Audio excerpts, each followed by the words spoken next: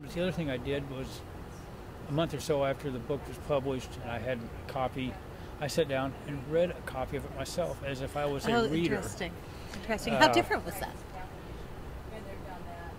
It was fun, was the main thing. The other thing is, too, because I do almost 90% of my reading at work during my lunch hour. So I'd be sitting there reading it, and every once in a while somebody would come by and say, "Oh, is that a good book?" And I say, "Yeah, I know the author real well."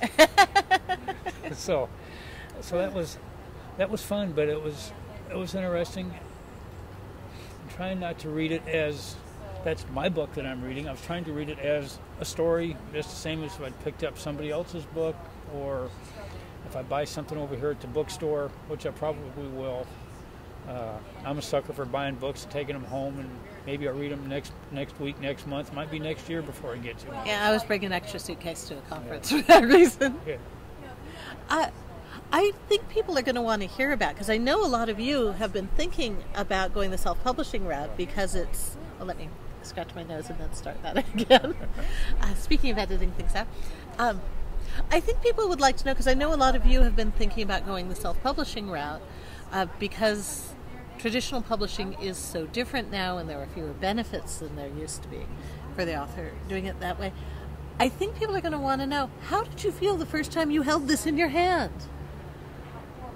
I felt like a little kid at Christmas going down and finding that Santa Claus had left him exactly what he'd asked for. Oh, how nice. I was more excited than I thought I would be. Really? You know, I've had a lot of things in my life where something good has worked out or something. So, okay, I've got that. Great, I can check it off and not worry about it. To get that email from the publishing company that says, "You've been published. Click on such and such link to order your X number of free copies," and all the information about how I can order for my price, how all the pricing works, how all this stuff works. Plus, I get an email every day from them, or every other day from the marketing coach, but just little hints of how to market.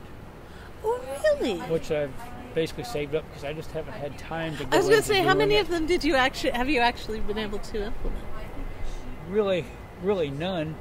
But then again, some of them I probably have. And I think the one thing that is different about self-publishing in marketing is that especially if you're a famous author and your book's coming out, the whole world knows it. They do something at midnight or something like that, and the book is released all over the world, and there's 10,000 copies out there being scarfed up, being bought. Well, self-publishing, you start local. It's those first sales you make to your neighbors, to your people at work. It's taking 5 copies to a bookstore and they put them on consignment.